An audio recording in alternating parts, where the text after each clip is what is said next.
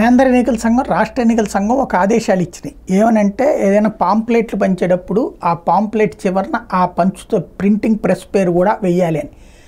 మంచి నిర్ణయం. ఎందుకంటే ఎవడనేది తెలియకుండా జరిగిపోతుంది. దుష్ప్రచారాలు కూడా చేసుకోవచ్చు పాంప్లెట్ల ద్వారా. అయితే పేపర్లో అడ్వర్టైజ్మెంట్ల విషయంలో కూడా అదే రాయాలని చెప్తే బెటర్. ఎందుకంటే ఆంధ్రాలో కూటమి పోటీ చేస్తుంది. ఇందులో కొంత కన్ఫ్యూజన్ ఉంది. నిన్న కూటమి అని చెప్తూ ఉట్టి తెలుగుదేశం పార్టీ యాడ్ చేశారు, సూపర్ 6 యాడ్ చేశారు. అందులో ఎక్కడ షణ్ముఖ వ్యూహం లేదు, బీజేపీకి సంబంధించి లేదు. అయితే ఇవాళ ఈనాడులో ఒక యాడ్ వేశారు.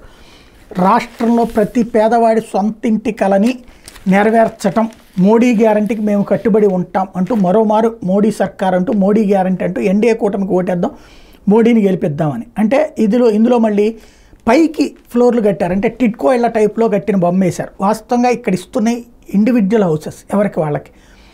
అలాంటి వాటి కాకుండా ఇట్లా పెట్టుకొచ్చారు. మరి అసలు ఇది యాడ్ ఎవరిచ్చారో అర్థం కాలేదు. మోడీ గ్యారంటీకి మేము కట్టుబడి ఉంటామని చంద్రబాబు నాయుడు, పవన్ కళ్యాణ్ అంటున్నట్టు. అంటే ఇది చూస్తుంటే బీజేపీ యాడ్ లాగా కనబడుతుంది.